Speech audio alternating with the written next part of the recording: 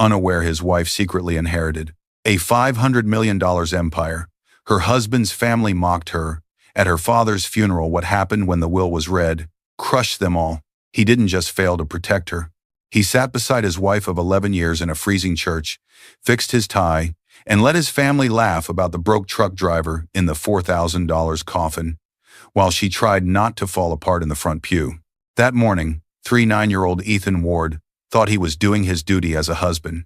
He showed up in black. He let the Ward family claim the first 3 rows like they owned the place. Next to him, 4-year-old Naomi Brooks Ward, only child, eyes swollen from too many ICU nights, held her father's worn keyring like a rosary and said goodbye to the man everyone thought died with nothing. Behind her, his mother leaned in and whispered, loud enough for cousins to smirk, "At least when this broke trucker finally croaks, maybe our son can stop dragging around his charity case wife." Soft laughter. A joke that the will was probably scribbled on a fuel receipt. Ethan heard every word. The best he could manage was a weak, "Mom, not now," before he went quiet again. They thought they knew the story. Her father, just a failing owner-operator. Naomi, lucky to have married into a real family with a lawyer son. What none of them knew was this. 18 months before his heart stopped, Samuel Brooks quietly moved a $500 million web of warehouses, freight contracts, and industrial land into a trust and named Naomi the sole beneficiary. That same afternoon, after the funeral lunch and fake condolences, the same people who mocked her at her lowest would sit in a cramped conference room and watch Sam speak from a screen. By the time the will finished being read, they'd learned the charity case wasn't begging for their approval anymore. She was holding the paperwork that decided whether their comfortable life survived at all. If you've ever been underestimated like Naomi, don't just watch and scroll past. Hit subscribe so you don't miss how this plays out, and in the comments, tell me where you're watching from. The funeral for Samuel Brooks was held on January 11, 2025, at St. Augustine's in Brentwood. The flowers were modest white lilies, nothing imported, nothing dramatic. That had been Sam's request.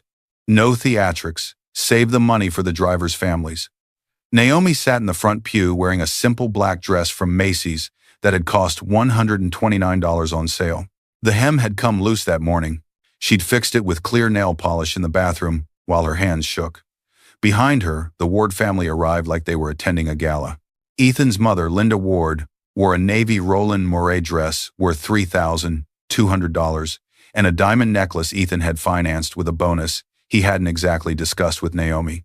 His father, Gerald, wore a custom Brioni suit and the smug expression of a man who had already spent money he didn't have yet. Ethan slid into the pew beside Naomi, smelling faintly of Tom Ford cologne and stale coffee. He'd been at the office until 2 a.m., finishing a brief, or that's what he'd told her. His phone, buzzing in his jacket pocket, suggested otherwise. Naomi had seen the name flash on the screen when he thought she was looking at the altar. Chloe B., partner track. The partner track associate who laughed too hard at Ethan's jokes at firm parties. The one who texted him at midnight about urgent strategy questions. Naomi laced her fingers together in her lap so nobody could see them shake. She'd promised her father she wouldn't create a scene at his funeral. Not today. Not yet. Linda leaned forward, voice a sharp whisper. At least you could have done your hair, dear. Sam may have died penniless, but you don't have to look like it. A few heads turned. Ethan coughed. Mom, not now. Linda sniffed. I'm just saying, when your father-in-law leaves you nothing but debt, the least you can do is keep some dignity. Behind them, one of Ethan's cousins snickered. All this for a broke truck driver in a $4,000 coffin. Someone else murmured, bet the will's scribbled on a fuel receipt, if there even is one. Soft laughter rippled down the pew. Naomi kept her eyes on the wooden coffin at the front of the church. Her father's coffin. The man everyone assumed had lost everything in a bad shipping strike and a cancer battle. What they didn't know was written in trust instrument Hashon 4B, signed on July 3, 2023, at 10:42 a.m., in a conference room on the 31st floor of the Northbridge Logistics headquarters. What they didn't know was that Sam hadn't lost his empire. He had repositioned it into her name. Only her name. Naomi's phone buzzed quietly in her clutch. A text from attorney, K. Mensa. Reminder. Will reading at 3 p.m. Brooks. and Mensa LLP. All parties confirmed. Naomi typed back under the cover of her program. Include Ward family and one additional guest. I'll send the name. She hit send, then glanced at Ethan. He was staring straight ahead, jaw clenched, eyes glassy, not with grief, but with calculation. He'd already asked her, twice in the last week, if Sam had updated any estate documents. Just so we know what debts we might be dealing with, babe. My parents are concerned. Translation. My parents want to know how big their slice is. Father Michael began the eulogy. He spoke about Sam's early days as a truck driver, how he'd started with one leased semi in 1991 and built it into a multi-state logistics network over 3 decades. The congregation nodded respectfully.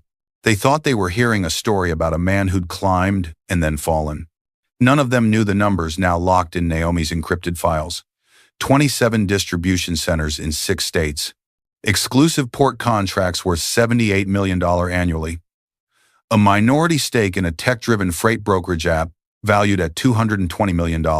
Total consolidated valuation as of December 31st, 2024, $512.4 million. Naomi had signed the last quarterly reports herself. As chair of the Brooks Family Trust, working alongside a seasoned executive team that handled the day-to-day operations while she and Sam set direction.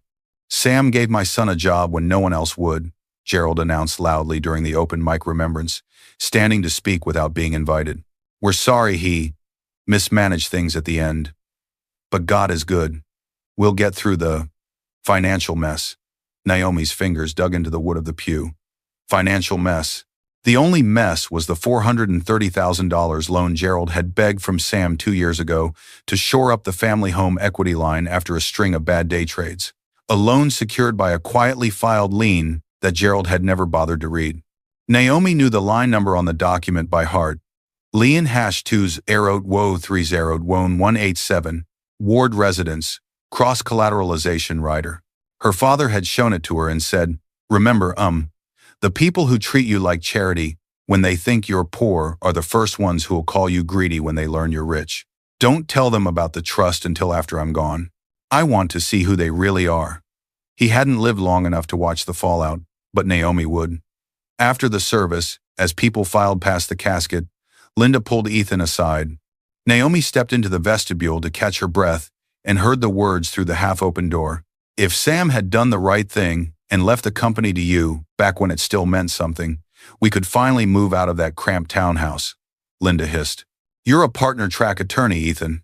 You shouldn't be sharing a 1,400 square foot place with chip paint and IKEA furniture. We don't know what's in the will yet, Ethan muttered. He might have left something, Linda scoffed. To Naomi, maybe. And then she'll play the grieving daughter card and need time before sharing. You married her for security and look where it got you. You should have listened to me and married someone like Chloe. Her family has real money. Naomi felt that one like a physical slap. She took a slow breath, counted to 3. Her father's voice echoed in her head. Don't defend yourself with words, Naomi. Defend yourself with paper. Contracts last longer than arguments. She stepped back into the sanctuary before they saw her. Ethan pasted on a sorrowful expression, slid an arm around her waist like they were still a team. You holding up okay? He asked, low and gentle. She looked up at the man who'd promised for better or worse at a courthouse ceremony 11 years ago, when she'd been a nursing student and he'd been a terrified first-year associate. Yes, she said calmly. I'm holding up. For now. As they walked toward the limousines, Ethan's phone buzzed again. This time the preview popped clear. Chloe, funerals are depressing. Drinks tonight? I can make you forget. Naomi pretended not to see it. She had something more important to pretend. That she was still the powerless, broke woman the Wards believed she was.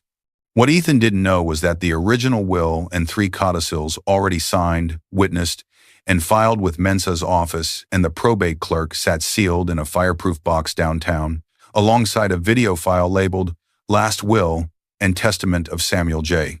Brooks, Final Codicil. And by 4:15 p.m., Ethan Ward's universe would tilt so violently he'd never land where he expected. The reception was held in the community hall behind the church paper plates, Costco sandwiches, lukewarm coffee, and silver urns. Exactly how Sam had wanted it. Spend the money on the driver's kids' scholarships, not on shrimp, he'd said. Naomi stood near the photo board, accepting condolences from men and women in navy polos embroidered with the Northbridge Logistics logo. They'd driven hours to be here. Long-haul truckers, dispatchers, warehouse managers. Your dad put me through rehab twice, one driver said, eyes wet. He saved my marriage. Mr. Brooks paid for my daughter's braces, a warehouse supervisor added. Wouldn't take a dime back. Naomi nodded, throat tight. These were the people her father had truly worked for. Ethan, meanwhile, had vanished. She finally spotted him in the far corner near the coffee station, speaking in low tones to Chloe, who stood out in a charcoal sheath dress that was just a shade too tight for a funeral. Chloe's presence wasn't totally inexplicable. Wardlaw had handled a few minor contracts for Northbridge years ago, and she could plausibly claim she was paying respects to a former client's family. But the way she and Ethan stood too close, backs angled toward the room, killed any charitable interpretation. Just need to get through this will thing, Ethan was saying. If there's anything left, we'll finally have breathing room. Maybe we can put a down payment on that condo in Santa Monica. Chloe's hand brushed his forearm. I don't want your father-in-law's pity money, Ethan. I want you free. When are you actually leaving her? Naomi turned away before she heard the answer. She didn't need to. She already knew the timeline. 4 months earlier, Naomi had been on night shift at the hospital. She still worked 3 days a week as an ICU nurse despite the trust. It kept her grounded and gave her a reason, in Ethan's eyes, to keep her little job. At 3:17 a.m., her friend in billing texted her a blurry photo. Ethan at the hotel bar downtown. Chloe's hand on his knee. The next week, Naomi had checked their shared phone bill online. 412 text messages between Ethan and Chloe in August alone. She'd walked into her father's office, closed the door, and put the phone on his desk. I think Ethan's cheating. Sam had studied the proof quietly. Then he'd opened his bottom drawer and pulled out a thick folder. Then it's time we talk about Trust 14B, he'd said, 18 months earlier. When his oncologist quietly given him a 40% 5-year survival chance, Sam had restructured everything. Northbridge Logistics had been incorporated into the Brooks Family Holding Company, a Delaware entity. All voting shares, 51%, had been transferred into an irrevocable trust, with Naomi as sole beneficiary and co-trustee with attorney Mensa. There was a clause, though, highlighted in yellow. Section 9, APA, Marital Firewall. Any spouse of beneficiary shall have no community property interest in trust assets, present or future, regardless of jurisdictional default rules. I'm not leaving my life's work to some son-in-law who treats you like a stepping stone, Sam had said. I'm leaving it to you, but there's a condition. What condition? You don't tell Ethan until after I die, and you let him show you who he is when he thinks there's nothing to gain. Naomi had stared at the folder. That feels cruel, Sam sighed. Cruel as watching a man sit at my dinner table and count my money in his eyes. This is just clarity. Naomi watched as Linda loudly told anyone who would listen that poor Sam had run the business into the ground. Ethan has been carrying Naomi for years, Linda confided to a cousin. Mark my words, he'll have to bail her out of her father's debts. Naomi noted every word. Because hidden in the funeral program, printed in 8-point font at the bottom of the back page, was a single line most people ignored. The family invites close relatives and business associates to a private reading of the will at 3 p.m. at Brooks and Mensa LLP. Close relatives. Business associates. Naomi pulled out her phone and finally typed the extra name to attorney Mensa. Add, Chloe Bennett, Ward Law, LLP. Mark her as professional guest. NDA required on arrival. If Ethan wanted to start his new life with Chloe after cashing in on Sam's estate, they could at least hear, together, exactly what that estate actually was. As the guests began to leave, Ethan finally reappeared at her side, cheeks flushed. You okay to handle the will thing alone? He asked. My parents are pretty drained. I was thinking I'd drive them home and what? Naomi asked evenly. He hesitated. And maybe join you later if it runs long. Naomi studied him. The man who'd sat in their 800 square foot starter apartment 11 years ago and cried when she agreed to marry him, even though he had $38,000 in law school debt and no guarantee of making partner Dad wanted you there, she lied softly. He specifically said he wanted his son present. Ethan's expression shifted. Son. That was a word he'd always craved from Sam. Okay, he said. Yeah, of course. We'll all go. We. Naomi pictured the seating chart in the wood-paneled conference room downtown. She pictured Ethan's face when Chloe walked in and realized it wasn't drinks, it was a legal proceeding. Micro cliffhangers flickered at the edges of the coming afternoon. What exactly had Sam added in the final codicil, drafted only days before his last ICU admission? How would Ethan react when he discovered that Naomi hadn't just married up into his aspirational ward world, she'd been politely agreeing to live below her means for years? Naomi straightened her shoulders and slid her hand into Ethan's. Let's go hear what my father had to say, she murmured. She already knew. He didn't. By 2:40 p.m., the Ward clan was crammed into the elevator up to the 29th floor of the downtown glass tower that housed Brooks and Mensa LLP. So this is where bankrupt trucking companies go to die, Gerald muttered, eyeing the marble lobby. Naomi swallowed a laugh that had nothing to do with humor. The law firm's top 3 clients were all Fortune 500 logistics conglomerates. Brooks and Mensa didn't bury companies. They built them and kept them out of court. Chloe stepped into the lobby a minute later, confusion flickering across her face when she saw Ethan's parents. I got an invitation, she said carefully. Something about Mr. Brooks' estate and my role as counsel? Naomi smiled politely. I thought it was only fair that everyone who's invested in Ethan's future hear the details. Mensa's office will have an NDA for you at the door.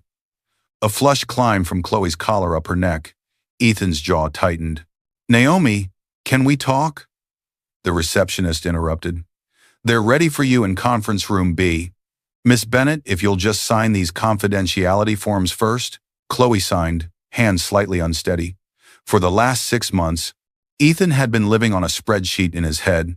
He made $245,000 a year as a senior associate at Ward Law LLP. After taxes, student loan payments, the mortgage on their 2-bedroom townhouse in Culver City, and the quiet $1,600 monthly transfer he'd been making to his parents' overdrawn account, they were barely saving $1,200 a month. If Sam left even $3.5 million Ethan had calculated, his half through Naomi would transform everything.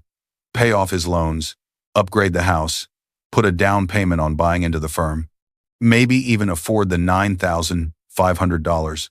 Bulgari Ring Chloe had jokingly sent him a screenshot of at 113 about him one night. Someday when you're free, she'd texted. He now lived in the space between someday and when you're free. He didn't know that 3 weeks earlier, his name had been quietly removed from the backup beneficiary list on Sam's personal, non-trust assets. He didn't know that when he'd told Linda over Christmas, if Naomi doesn't get anything, I might just file, Mom. There's no point staying in a dead-end marriage and being broke. Naomi's father had still been alive, listening on speaker from his hospital bed while Naomi sat by his side. Naomi had answered the call hands-free while she helped Sam juggle medication cups. She'd tried to lower the volume. Ethan had been louder. Sam had pressed mute, turned to Attorney Mensa, and said, We'll need another codicil. Attorney Mensa had nodded and pulled out a yellow legal pad. Codicil #3 would make headlines if it ever became public. Any spouse or in-law who, in the 12 months preceding my death, expresses intent to divorce or speaks with clear contempt about my daughter's worth, shall be excluded from any beneficial interest in my estate and shall be treated as having predeceased me. Today's funeral whispers would only serve as extra evidence that Sam had read the situation correctly. They took their seats around a long mahogany table. On one side, Naomi, Ethan, Linda, Gerald. On the other, Chloe, trying to look invisible, and 2 of Sam's longtime executives, Ralph Ortiz, COO, and Maya Singh, head of strategy. At the head of the table sat attorney Kofi Mensa, a tall man in his 50s with silver at his temples and a calm that made people nervous. First, my condolences, he said. Sam was not just a client, he was a friend. He slid a stack of documents into the center of the table. This is the last will and testament of Samuel J. Brooks, executed October 14th, 2024, with 3 codicils. Before I read it, there is a video Sam requested I play. He pressed a button on the remote. The screen at the far end flickered to life. Sam appeared, thinner than Naomi remembered, sitting in his office chair, oxygen cannula in his nose, eyes still sharp. "Well," he said, looking straight into the camera. "Well," he said, looking straight into the camera. "If you're watching this, my kidneys finally gave up." "Hi, Naomi. Hi, Ethan." "Hi, disappointing in-laws," Linda gasped. Gerald's face darkened. Sam continued. "I know there's been some confusion about my finances. Rumors that I lost everything. I let those rumors stand because I was curious who would stand with my daughter if she had nothing." He leaned forward. "And I have to say, the experiment has been enlightening." Naomi felt Ethan stiffen beside her. Chloe swallowed hard. She had clearly not signed up for this. The video paused on Sam's face mid-sentence as Mensa hit a key. "We'll watch the full message in a moment," he said. "But first I need to confirm identities." He went around the table checking IDs, making notes. When he got to Chloe, she flushed again. "And your relationship to the decedent?" he asked. "Colleague of Ethan's," she managed. "I was invited as support." Mensa's gaze lingered a fraction of a second too long. "Understood. Thank you for signing the non-disclosure." Ethan's leg bounced under the table. Naomi counted the beats. 1, 2, 3, just like she'd done during her father's chemo infusions. "So," Mensa said, folding his hands, "shall we see what Sam decided to do with $500 million?" Ethan's foot stopped. The video resumed. "I'm sure you have questions," Sam's recorded self said, smile thin. "Don't worry, I answered all of them for you. Some of you aren't going to like the math." The micro cliffhanger hung heavy in the room. Naomi already knew the answers. Ethan was about to learn them the hard way. On the screen, Sam leaned back in his chair, eyes distant. "I started with one truck," he said.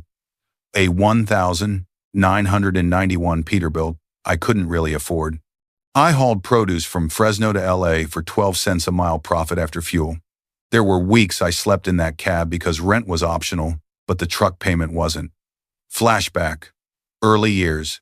Naomi grew up in that cab.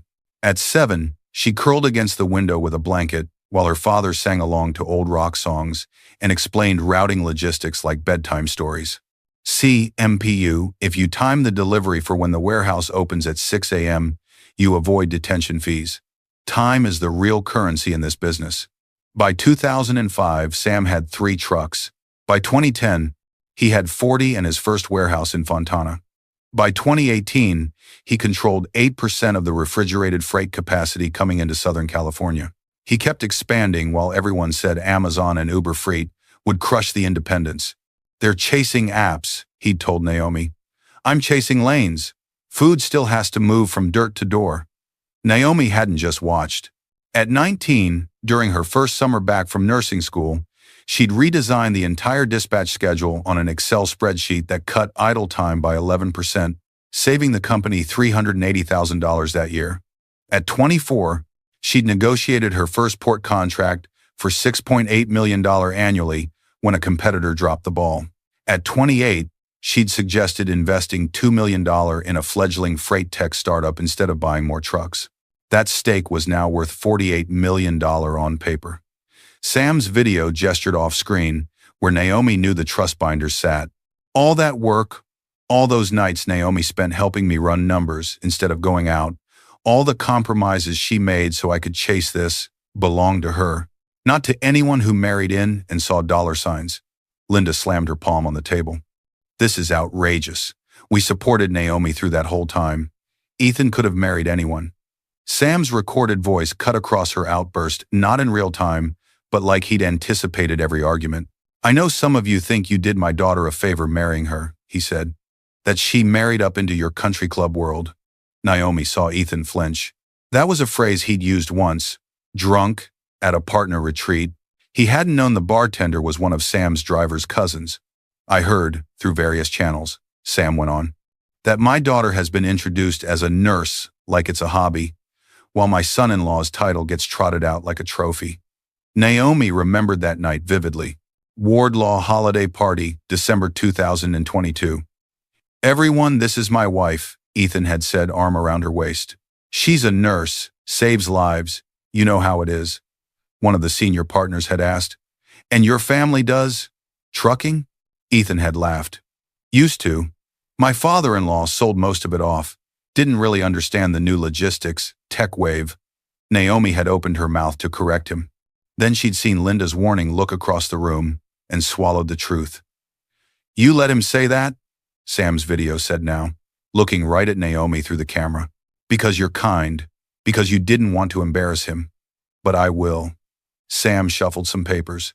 As of last audit, the Brooks Family Holding Company owns controlling interest in assets valued at $512,400,000. That includes warehouses, equipment, contracts, and equity stakes. It does not include the cash I've already donated to scholarships and driver benefits. The day my heart finally gave out, Sam said. Every voting share in that holding company passed fully into Naomi's hands through the trust. She didn't marry into this, Ethan. She inherited it. Chloe's eyes widened. She did the mental math faster than Ethan.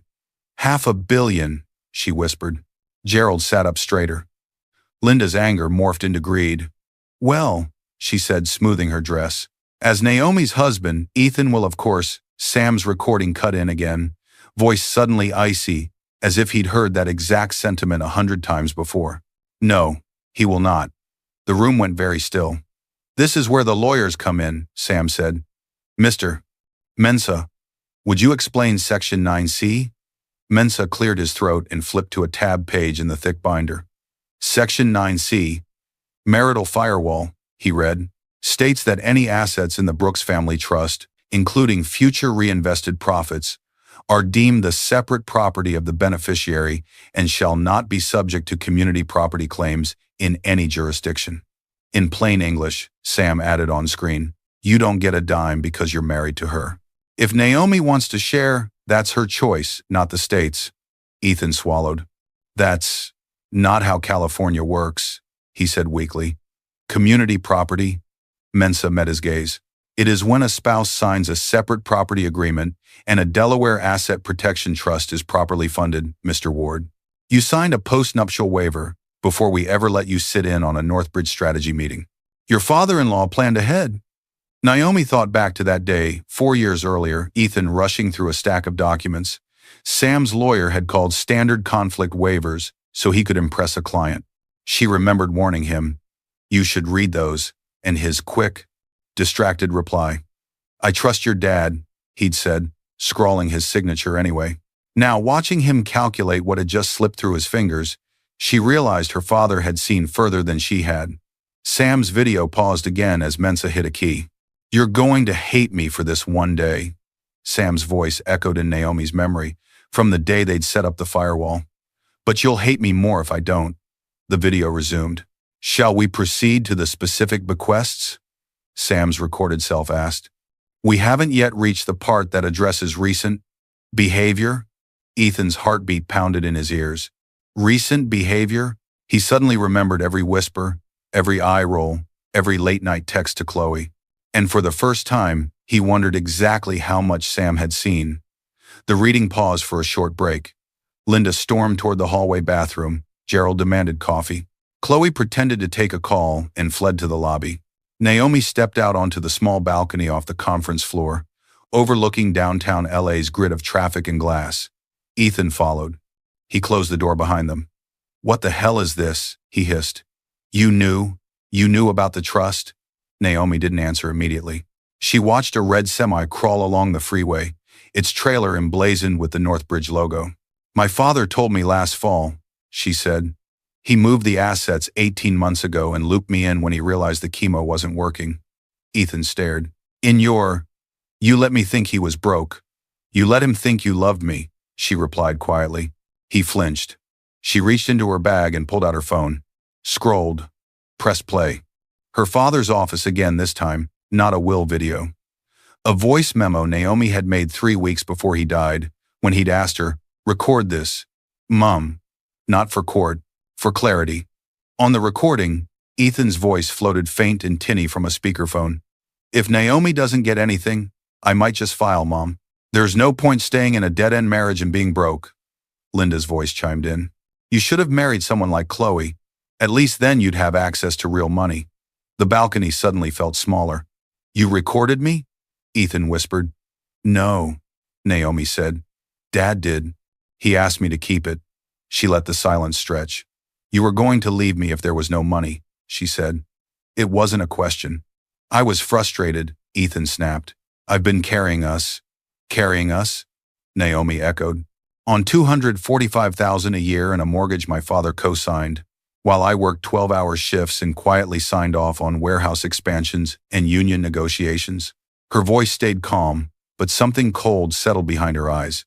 Do you know why I never corrected you when you told people Dad didn't understand tech or that he'd sold everything? Ethan swallowed. Because you were embarrassed? Because I wanted to believe you'd stay even if I had nothing, she said. Dad wanted proof. We have it now. He grabbed the railing. Okay, yes, I said things I shouldn't have, but we can fix this. You can talk to Mensa, change the trust, move some money. Naomi almost laughed. You're not listening, Ethan. I'm not here to negotiate your inheritance. I'm here to execute my father's wishes. She slipped an envelope from her bag and handed it to him. His name was written across the front in Sam's precise block letters. Sam had insisted on addressing the courtesy copies himself. Divorce papers, she said, filed this morning at 9:02 a.m. The process server dropped the official packet at the house. That's your copy, his head snapped up. Before the will? Before the funeral, she corrected. I told Dad I wouldn't let you hang around pretending to grieve a man whose money you were really mourning. He stared at the papers like they might bite him. You can contest, Naomi said. You can drag this out, but what you can't do is touch the trust. That door closed a long time ago. He opened his mouth, then closed it again. Inside, through the glass, Mensa was calling people back to their seats. We should go back in, Naomi said. Dad saved the best for last. For once, Ethan believed her. They returned to the conference room. The air felt thicker. The stack of unopened envelopes on the table suddenly looked heavier. For the record, Mensa said, Mr. Ward has been served with a petition for dissolution. That does not affect the terms of the will, but it does intersect with Codicil 3. We'll get there. Ethan's brain snagged on one word, intersect. Lawyers use that when something was about to hurt. Backstory, Ethan's legal reality check. At 8:15 a.m., before the funeral, Naomi had gone to the courthouse with Mensa to file the divorce. A process server had instructions to deliver the official packet to the house while Ethan was at Street Augustine's. At 8:47 a.m., Ethan had been in a different glass tower, meeting with a discreet family law attorney named Hannah Cho, recommended by a colleague, just in case. If your wife inherits, Cho had said, tapping her pen, we'll need to know whether the inheritance is separate or community property. California presumes inheritance is separate, but if funds are commingled joint accounts, jointly titled homes, we can argue transmutation. How much are we talking about? She'd asked. Maybe a few million? Ethan had guessed. He had a trucking company, but I think he sold most of it. Cho had shrugged. Then you might reasonably expect a settlement in the high 6 or low 7 figures, depending on timing and documentation. Ethan had left that meeting thinking in 7 figures.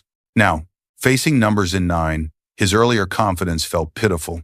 Mensa resumed reading from the will.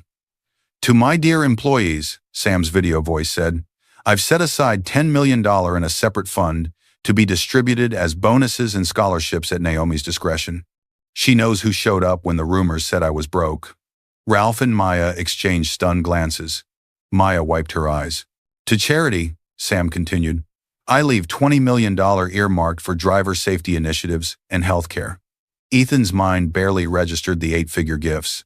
He was laser-focused on one line he hadn't heard yet. To my son-in-law, it finally came. To my son-in-law, Ethan Ward, Sam said. I leave. Ethan leaned forward. Closure. The word landed like a slap. In Codicil 3, Sam went on, I rescind all previous bequests to Ethan, Linda, and Gerald Ward, including but not limited to the $500,000 I once earmarked as a goodwill gesture for helping Naomi through her nursing degree. That money will instead be added to the employee fund. Linda shot to her feet. He can't do that. He can, Mensa said calmly. And he did. Sit down, Gerald hissed, though his own face had gone pale. Sam's eyes bored into the camera. I considered giving you something anyway, he said. Even after I heard you, Ethan, tell your mother you'd leave my daughter if she didn't get enough. I thought maybe grief would change you. So I told my lawyer that if, in the last year of my life, I heard contempt instead of care, the goodwill would go where it was actually earned. Naomi remembered the day Sam had asked her to play the recording from his hospital bed. Ethan's voice on speaker, casual and cruel. If Naomi doesn't get anything, I might just file. Sam had listened, jaw tightening, then nodded at Mensa. Write it up, he'd said. She needs the protection. They've told us who they are. Now, in the conference room, Mensa flipped to a tab. Codicil 3 is dated January 3, 2025, he said. 4 days before Mr. Brooks' passing on January 7th. Executed while he was fully lucid, with 2 witnesses present. Ethan's head spun. Longing had a, oh way. Naomi watched him, a distant part of her noting the irony. He, the lawyer, blindsided by paperwork he hadn't read again. At 6:30 a.m., 2 days before Sam died, Naomi had stood at his hospital bedside. Are you sure? She'd asked. You don't have to punish them, Dad. We can just move on. Sam had squeezed her hand with surprising strength. It's not about punishment, he'd said. It's about message. Men like Ethan understand one language, consequence. If he'd loved you when he thought you had nothing, I'd have gladly invited him into the fold. But he chose. Now you choose. What am I choosing? How much of your future you want tied to people who mocked you in advance, he'd replied. I'd rather my money go to the drivers than to a son-in-law who thinks you're a bad investment. Back in the present, Mensa closed the will binder. As executor, I can confirm. Aside from personal items of sentimental value, the Ward family receives no financial bequests. Furthermore, the $430,000 loan extended to Gerald and Linda Ward remains due and payable, as per lien #2023021187. Repayment begins 90 days from today. Linda made a choking sound. Gerald swore under his breath. So we not only get nothing, Gerald said. We owe money? That is correct, Mensa said. Ethan felt the room tilt. His parents would expect him to bail them out. They always had. Only now, there was no imaginary inheritance to backstop him. Naomi sat very still, fingers interlaced. Additionally, as chair of the Brooks Family Trust, Miss Brooks Ward will oversee enforcement of that lien, Mensa said. Whether the repayment schedule is extended or tightened is at her discretion. The implication settled over the table. The house Gerald and Linda bragged about at every holiday, their symbol of having made it, now lived or died on Naomi's signature. He slid the envelope with Ethan's name across the table. Sam requested that it be read aloud. He was very specific. Ethan stared at the envelope. A part of him wanted to walk out, refuse this last humiliation. But somewhere deep inside, the same curiosity that drove him to law school whispered, you need to know how bad it really is. He broke the seal. Inside, in Sam's cramped handwriting, was a 3-page letter dated December 28, 2024. The first line read, Ethan, by the time you read this, you'll have a choice to make about what kind of man you want to be next. The rest would strip away whatever illusions he had left. Ethan cleared his throat. The room blurred at the edges, but the words on the page were knife-sharp. Ethan, he read, when I first met you, you were a kid in an off-the-rack suit with sweat stains and more student debt than sense. You shook my hand too hard and thanked me for taking a chance on a girl like Naomi. He paused. He remembered that day standing in the Brooks kitchen, palms damp, trying to impress the man whose company, he'd later Googled, had more trucks than his entire hometown. I liked you then, the letter continued. You listened when Naomi talked. You asked her about her classes. You ate my terrible stew and pretended it was good. I thought, okay, maybe she picked well. Naomi blinked rapidly. She remembered that same night, the warmth in her father's eyes. Ethan swallowed. Somewhere between that day and now, he read, you decided you were the prize. You decided my daughter was lucky to have you, not the other way around. Chloe shifted in her seat. Linda muttered, this is biased, under her breath. Ethan kept reading. There was no point stopping now. I know about Chloe, the letter said. You should probably pick better restaurant corners next time. Truckers see more than you think. Chloe went utterly still. Ralph stifled a cough that sounded very much like a laugh. I know you judged Naomi for staying in her nursing job. Sam's handwriting continued. Because she could make more money going corporate with my company. You missed the part where she was already making decisions that saved us millions. She didn't need the title. She did the work anyway. Naomi stared at the table. She'd never told her father about that argument. Apparently she hadn't needed to. Here's what you don't know, the next paragraph began. 18 months ago, I put the whole damn thing in her name. The warehouses, the port contracts, the equity stakes, all of it. She became the quiet owner of a $500 million machine and still cooked you dinner while you complained about billable hours. Ethan's throat burned. You thought you married up and then watched me lose my money, Sam wrote. In reality, you married into wealth you never bothered to see because it didn't look like your idea of rich. It looked like my daughter in scrubs, coming home with aching feet and still staying up late to help me model fuel costs. Sam's letter shifted tone on the second page. So here's the choice I'm leaving you with, Ethan read. You can fight. You can drag Naomi through court, try to claw at a trust you'll never touch, spend 3 years paying lawyers more than you'd ever win. Or you can sign the papers she put in front of you, take whatever she offers, and walk away with whatever dignity you have left. Mensa interjected quietly. For the record, Mr. Ward, Mr. Brooks Ward has proposed a settlement of $75,000, half the equity in your shared townhouse, and retirement of any claims either of you might have to the other's future earnings. $75,000. A rounding error in the numbers on the screen. Still more money than some of Sam's drivers would see in a year. Ethan's stomach flipped. He kept reading. If you choose the first path, the letter said, you'll prove what I suspected, that this was always about the money, and you'll lose anyway. The trust is bulletproof. Ask your colleagues. They'll tell you. If you choose the second, maybe there's a sliver of the man I met in my kitchen left in there somewhere. The last paragraph was short. Naomi will be fine, Sam wrote. She has my life's work, and more importantly, the spine to grow it. You, on the other hand, are about to learn whether you can build anything that isn't standing on her shoulders. I hope for your sake you can.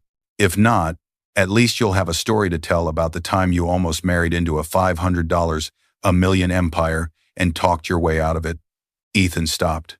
His voice had gone hoarse somewhere in the second page. The room was dead silent. Naomi lifted her head. I asked Mensa not to show me that letter before today, she said softly. Dad wanted you to hear it in your own voice. Linda broke first. This is absurd, she snapped. We'll contest. We'll go to the media. People will see this for what it is, emotional manipulation. Mensa folded his hands. The trust documents are sealed, he said. The will is private. There will be no media, Mrs. Ward, unless you create it, and I assure you, discovery would not be flattering, Miss. Bennett has already signed a non-disclosure, so nothing leaves this room from that side either. Chloe finally spoke, voice thin. Ethan, did you know any of this? He looked at her, at his parents, at Naomi. He thought about the nights he'd rolled his eyes at Naomi's hospital stories while scrolling through listings for beachfront condos.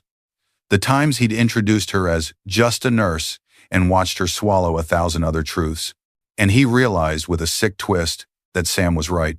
He hadn't just miscalculated the money, he'd miscalculated Naomi. Mensa slid another document across the table. This is an acknowledgement of service and intent to proceed with the dissolution, he said. You are under no obligation to sign it today. But Mr. Brooks requested that I inform you. Your actions in the next 30 days will determine a small additional bequest that is entirely at Miss Brooks Ward's discretion. Ethan frowned. Additional bequest? Naomi's head snapped toward Mensa. That was news even to her. She knew about the trust and the main will, but not every suggestion Sam had tucked into side clauses. Sam, it seemed, had left one last loop open. What additional bequest? Linda demanded. You said we get nothing. Mensa adjusted his glasses. I said there were no mandatory financial bequests to the Ward family from the estate, he replied.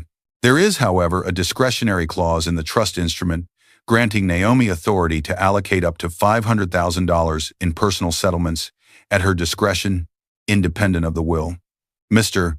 Brooks suggested he did not require that she consider using part of that to assist certain parties if their behavior after his death warrants it. All eyes shifted to Naomi.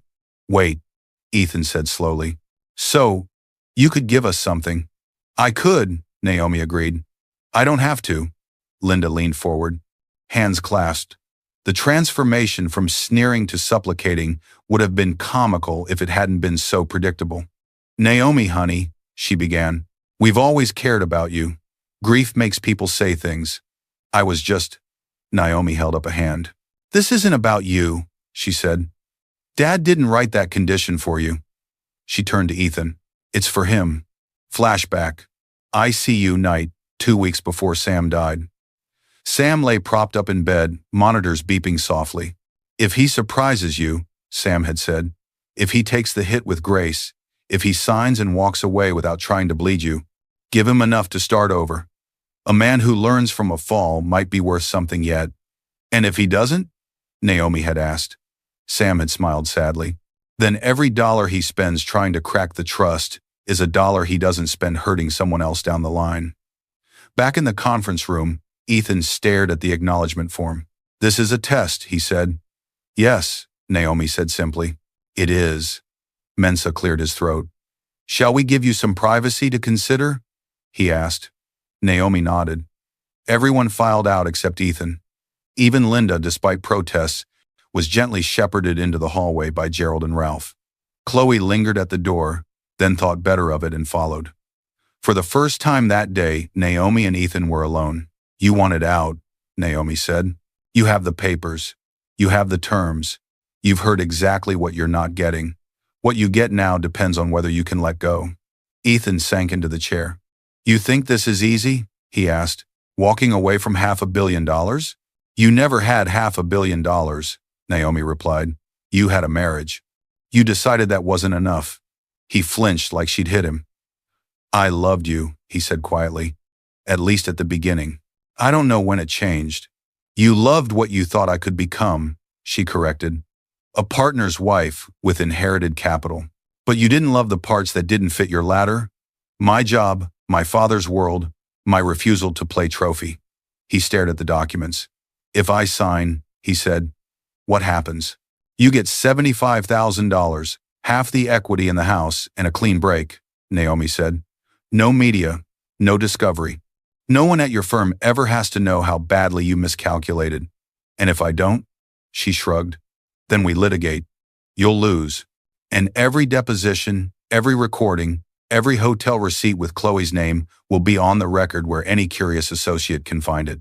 You know how discovery works, Ethan. He pictured the partners at Ward Law reading the transcript of Sam's letter aloud at a lunch meeting. Pictured Chloe distancing herself as fast as she'd chased him when he'd looked like an upgrade. And the discretionary money? He asked. That's not part of the negotiation, Naomi said. That's between me and Dad. He sat there for a long time. The city moved below them. Trucks, cars, people hustling deliveries. Sam's company still made possible. Finally, Ethan picked up the pen. This feels like jumping off a cliff, he said. Maybe it's climbing down from a tower that was never yours, Naomi replied. He signed. Date. Initials. Signature again. Naomi watched. Something like grief flickered through her chest, not for the money, but for the version of them that could have been. When he slid the papers back, she nodded once. You'll get the settlement within 30 days, she said. Mensa will handle the details. He stood, suddenly unsteady. What will you do? He asked. Run my father's company, she said, and live a life that doesn't require pretending I'm smaller than I am. He almost asked if he could be part of that life in some other way, as a friend, as a something. Then he remembered his own words on the recording. No point staying in a dead-end marriage and being broke. Those weren't the words of a man who deserved a second role. He left without looking back. In the hallway, Linda pounced. Well, how much did she give us? Ethan took a breath. For the first time in years, he didn't give his mother the answer she wanted. She didn't give us anything, he said. She gave me a chance not to make this worse. I suggest you figure out how to pay Dad back yourselves. He walked toward the elevator, leaving his mother sputtering. Inside the conference room, Naomi picked up Sam's letter again. One line near the bottom caught her eye. One she hadn't heard out loud because Ethan's voice had broken. If he signs without a fight, give him $50,000 more from the discretionary fund. Call it tuition for the lesson. Naomi smiled sadly. Fine, Dad, she whispered. We'll honor the syllabus. The divorce was finalized on March 28, 2025. The judgment was dry. Naomi retained sole interest in the Brooks family trust and all related entities. Ethan received $75,000 plus $50,000 from Naomi's discretionary fund, wired to a separate account. The Culver City townhouse was sold. Profits split. Naomi moved into a modest but secure condo closer to the Northbridge headquarters. Ethan moved into a one-bedroom rental 10 minutes from his office. Ward Law, LLP, found out anyway. Not the details, those were sealed, but enough. Partners noticed Ethan's sudden need for afternoon appointments with his new financial planner. Associates whispered when a Northbridge logistics truck pulled up outside the building one day to deliver boxes of Discovery in an unrelated case, and the driver mentioned the boss lady Naomi with visible pride. "Is that your ex?" One partner asked Ethan after seeing a trade article titled "Nurse Turned Logistics Queen: How Naomi Brooks Took Over a $500 million Empire." Ethan managed a tight smile. "Yeah, didn't know you'd married into that," the partner said. "Shame you didn't leverage it." The words hit harder than any insult. He hadn't just failed as a husband, he'd failed at the one thing he'd built his identity around, being the guy who understood leverage. Chloe drifted away within weeks. "This is all a lot," she'd said over coffee one Saturday. "Your ex being a billionaire." "Half billionaire," he'd corrected automatically. She'd winced. "That doesn't help." They'd parted amicably, which was code for she didn't want to be tied to his mess. Naomi's life rearranged itself around a new center of gravity. She kept her per diem nursing shifts once a week now, not 3. "It reminds me why we have health insurance on every driver," she told Maya. "It's easy to forget what a hospital bill looks like from this side of the desk." By July 2025, she'd renegotiated fuel contracts that saved Northbridge $6.2 million annually, implemented a wellness program that cut driver turnover by 18%, and greenlit a pilot program using electric trucks on short-haul urban routes. Trade magazines started calling her the truck whisperer. She hated the label but used the attention. Every profile she redirected toward driver stories, scholarships, and Sam's philosophy. Take care of the people who take care of the freight. The discretionary $500,000 Sam had given her a free hand with? She used $125,000 of it for Ethan, his $50K tuition, plus the original $75K settlement she'd offered anyway. The remaining $375,000 she divided into $25,000 grants to longtime employees for down payments and debt relief. "If I'm going to write checks for men's mistakes," she joked to Mensa, "I'd rather most of them be for people who showed up at the funeral for the right reasons." By October 2025, Ethan's life had shrunk. He still made a decent salary, but after paying his share of his parents' loan, he refused to let them be foreclosed on. Despite everything and covering rent, there were no more luxury vacations, no more speculative stock plays. He drove a used Toyota instead of leasing a BMW. He started cooking at home instead of ordering Postmates. For the first time since law school, he tracked every dollar. One late night, bleary-eyed over his budgeting app, he opened a browser tab and typed Naomi's name. Photos filled the screen: Naomi in a reflective vest at a warehouse, Naomi shaking hands with a union leader, Naomi on a panel about sustainable logistics. She looked alive, not polished, not performing, just rooted.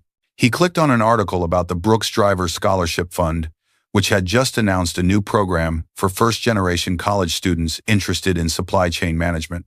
At the bottom was a quote from Naomi. "My father started with one truck. People laughed at his dreams. He never forgot that. This fund is for anyone someone's laughing at right now." Ethan closed the laptop. He thought about the laughs at the funeral. His mother's, the cousins. He wondered how many scholarships those laughs had accidentally funded. One afternoon in November 2025, Naomi stopped by St. Augustine's alone. The church was empty. She sat in the same front pew, where she'd sat on the day Linda called her a charity case. She pulled out Sam's letter. She kept a folded copy in her wallet and reread one line he'd added in a postscript. "Success doesn't change who people are. MPU. It shows you who they've been the whole time." She thought about Ethan, his choices, his signature on the divorce papers. He had chosen the less destructive path when pushed. Maybe not out of nobility, but out of fear. Still, it was something. She lit a candle.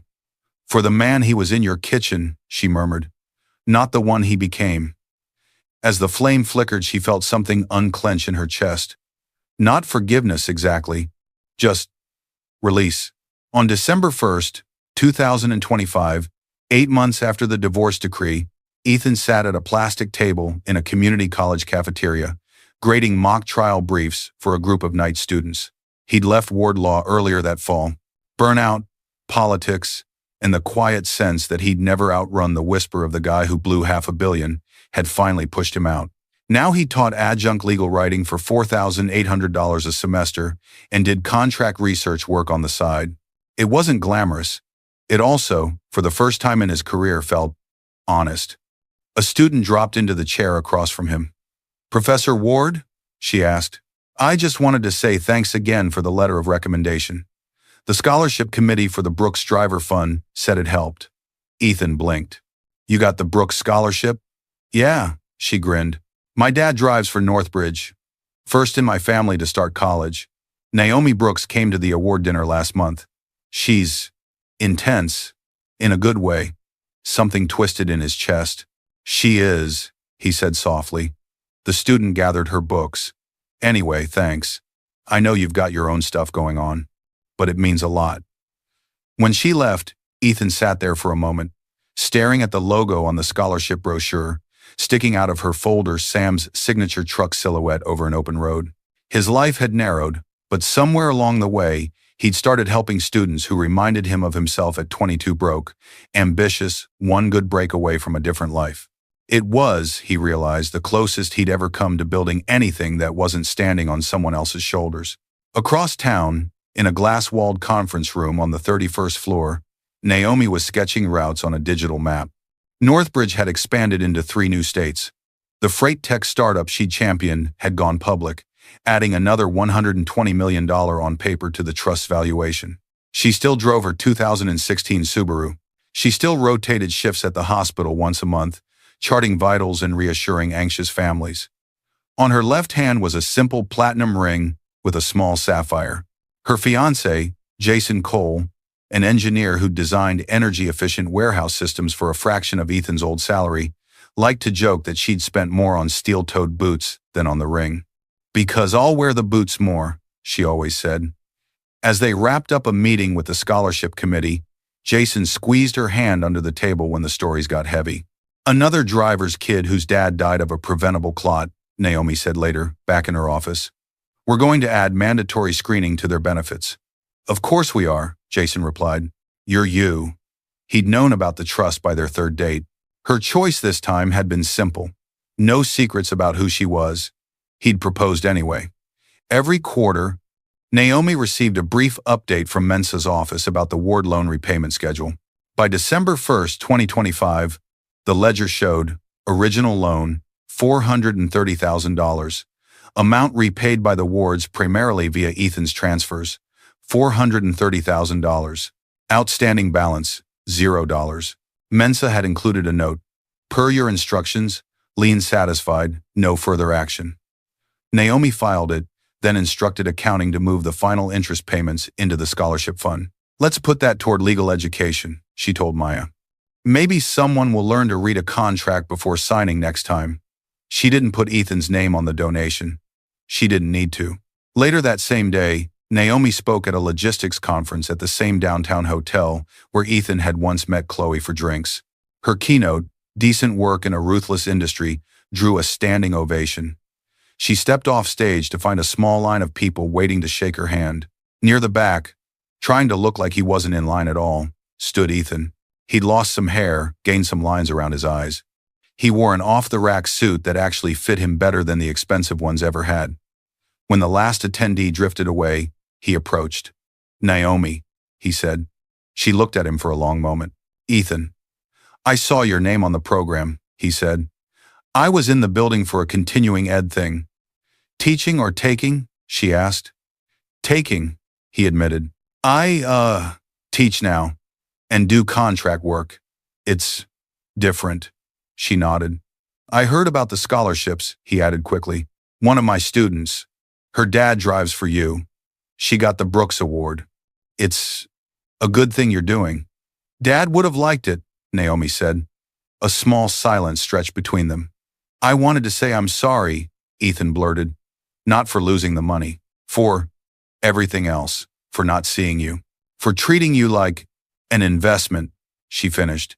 He winced. Yeah. She studied him. The apology wasn't perfect. It was late, but it was real. I'm glad you signed, she said. We both got to start over. He nodded. Are you happy? He asked, then immediately regretted it. It wasn't his right to know. Yes, she said simply. I am. He followed her gaze to where Jason was talking with a group of engineers, laughing at something Maya had said. Good, Ethan said. And for once he meant it without calculation. They stood there a moment longer, two people whose lives had once been entangled by vows and logistics and unspoken expectations. Then Naomi's phone buzzed an alert about a late shipment, a driver stuck at a way station. Duty calls, she said. Always did, he replied. She gave him a small, polite smile. Take care of yourself, Ethan. You too, Naomi.